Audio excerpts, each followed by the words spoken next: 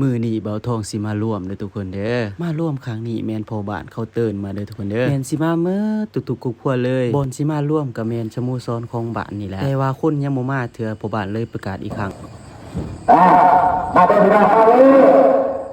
เด็กเลยนะพอเขาไม่ได้เด็กตัวอย่างนะที่บ้านที่บ้านเนี่ยคือเอาลงมาลงมาลงมา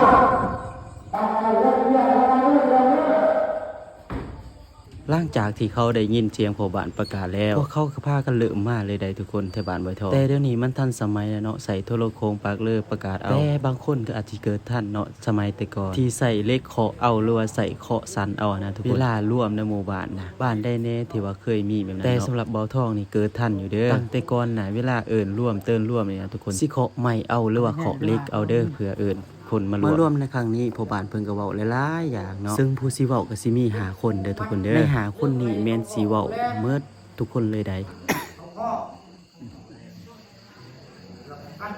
แต่ก็ของงูแล้วมากันเสียเนาะ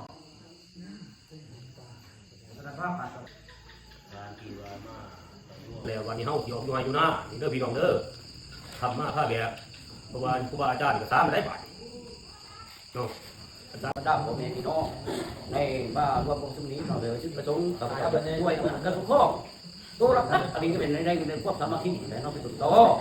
ขนมครับ โมเลกุลทัศน์สไตล์ทุกอย่างนี้เนาะบางคนเนาะบางคนทัดเองกว่าไม่ใต้ว่าโมเมนบ้านเมืองเขามันเป็นไปเป็นคือเนาะมาผ่านเรื่องอย่างของเงินเป็นวางไว้เนาะมี7 ขอเนาะมาฮอนี้กองประสุกก็ถือว่าเสร็จสิ้นลุล่งแล้วเนาะขอโทษเนาะส่วนตอนเมื่อนี่ก็เมื่อภัยเมื่อมันเลยทุกคนโคมใส่หัวแล้วไปเลยได้ผู้ขี่รถก็มีเนาะผู้บ่มีรถก็ย่างมาเด้อทุกคนไปบ้านไปเถาะนี่แหละเขาเอิ้นว่าความสามัคคีที่แท้จริงเด้อทุกคนเด้อ